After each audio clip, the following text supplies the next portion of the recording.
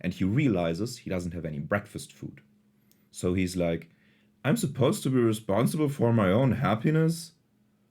I can't even be responsible for my own breakfast.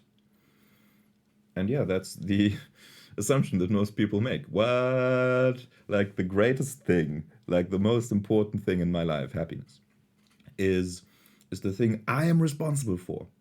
Little old incompetent me. I'm an idiot. Hi, this is a talk. We are in the process of talking, even though you are silent and I am not. Well, you're actually kind of at an advantage point, like at a more advantageous position than me, because there's a saying that those who don't understand talk, while those who do understand do not. So, what I'm trying to do here is kind of meet you in the middle with the part of me that doesn't understand, obviously, because I'm talking, is talking to the part of you that is understanding. And once that is achieved, then everything is going perfectly well. And you will understand me despite the words I say and not get confused by them or dragged down. Because, of course, interpreting intellectually the words of another person is always a trap. Because the way we interpret things is we have our own lens, our own biases, our own opinions, and through this lens, we focus our analyses. We look through this lens to see, to understand whatever the other person or whatever we're experiencing is saying, is communicating. And if we do that, we always let our preconceived notions guide the way we think. Because once you have an opinion in your mind, like if the very system that you're using to analyze something is wrong, then the system itself cannot guard for that, cannot get you out of there. If a system is broken, then you can't change the system from within. So the way we tend to interpret things through our own biases is always flawed because it's very limiting. It never shows us what really is, but it only shows us what is according to our lens of analysis. Of course, we're subjective beings. That's the way we process information. We get things into our minds, and then we start to analyze them. Any information really that we receive is not the true information, but only our interpretation of it. However, I believe that it is possible to at least glimpse beyond this process, take a look at what really is there through an unfiltered mind. And the way to do that is is to try to see with your eyes, not with your mind. There is this very beautiful story in one of the Song of Ice and Fire books where the Sea Lord of Bravos is a very rich man, like one of the richest men in the world.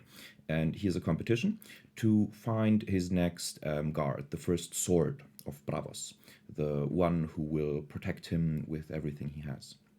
And the test that he uses to find this person is the Sea Lord sits in a chair and lets them in and has a pleasant conversation with them. The whole while, there is an animal, a very feline figure, on his stomach area.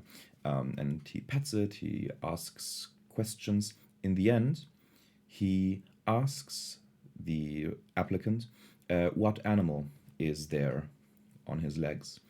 And it is well known that the Sea Lord of Bravos has one of the most awesome collections of wild and exotic animals in the world. He has crocodiles, velociraptors, whatever you can think of in a fantasy setting. So what is this animal on my legs? Have you ever seen anything like it? And the one who got the job was the only one who said, "Yes, I see them every day. It's a cat. It's maybe a pretty fat cat, but it's a cat." And most people in this interview let their preconceived notions guide their mind.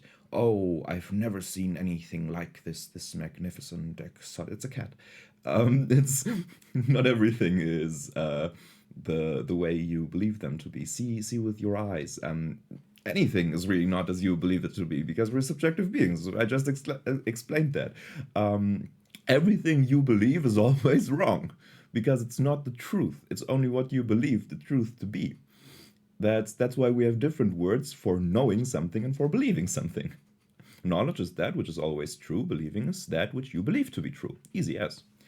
So when you see with your eyes, you test things just by experiencing them, just by observing them, without letting your thoughts or biases cloud up your perception.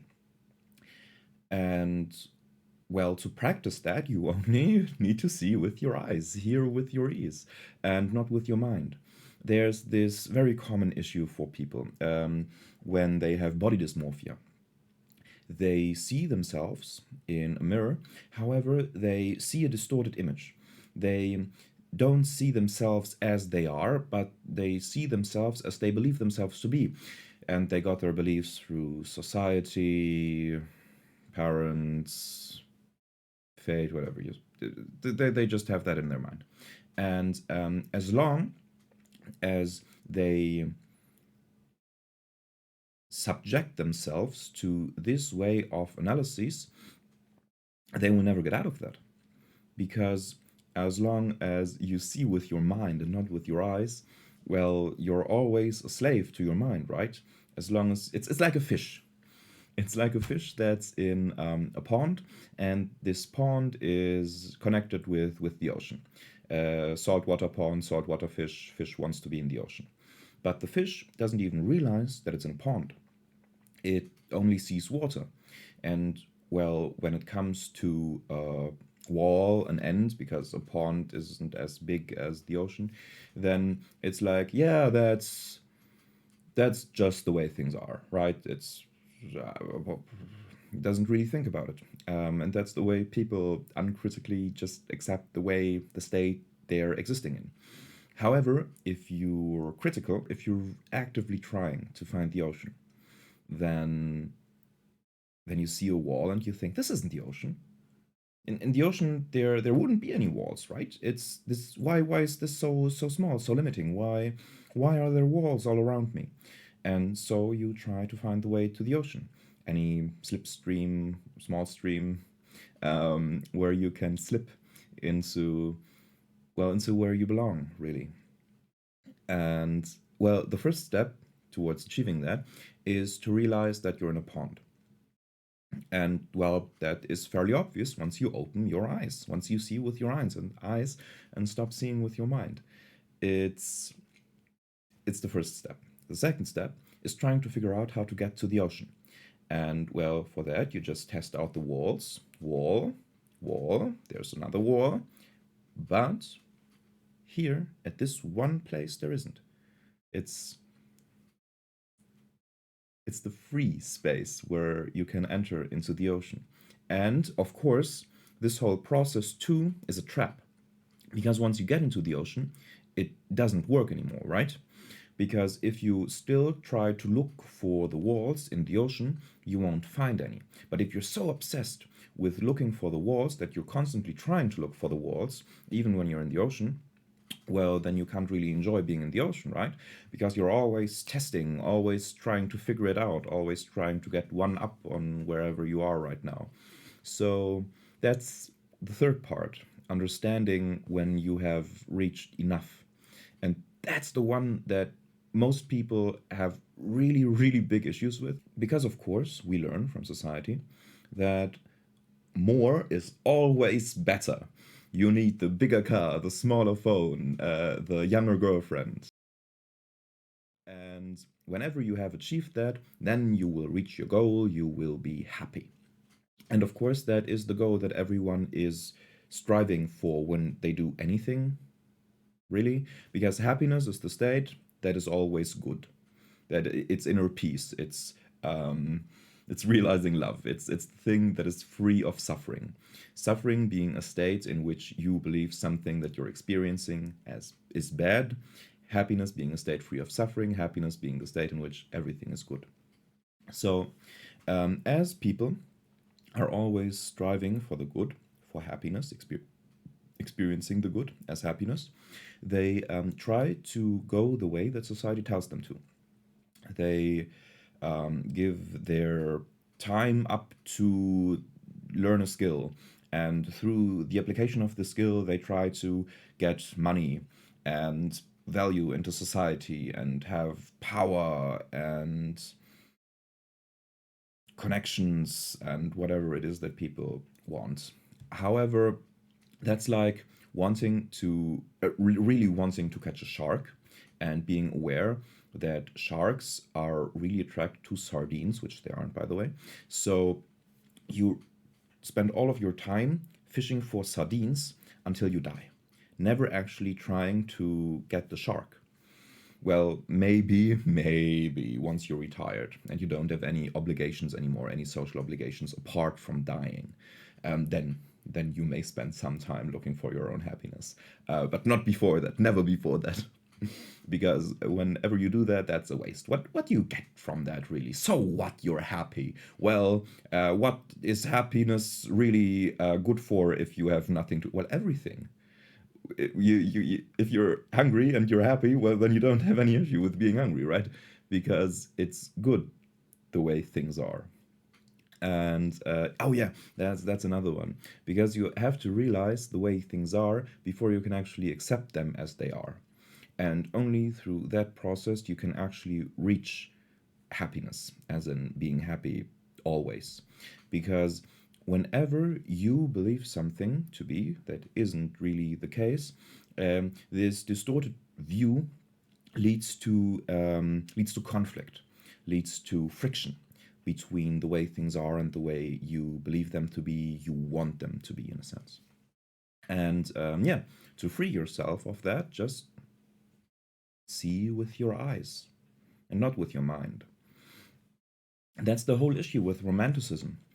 Romanticism, namely, describes idealization of things. You give things more value than they actually have, namely none. Things do not have value in any inherent way. It is us, it is subjective experience which gives value to things. And that is kind of the greatest thing ever, because we essentially choose what value what things have. Or we are able to choose as long as we're aware of our power to choose.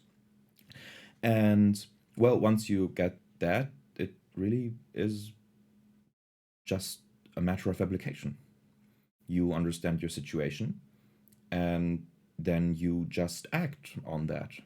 You do whatever is appropriate, namely being happy. And through that, the whole world just opens up, really. It's You're not in Kansas anymore, Dorothy. You're not in the pond anymore, Mr. Bloop. You're in the ocean now. Enjoy. The rest is all applause. Because once you've reached your goal of being where you're meant to be, where you want to be, well, you can just swim freely, right? And that's also where most people really want to be at. They constantly argue with themselves. Oh, I'm so slaving for my boss. I'm so slaving for my family. I am very much not free.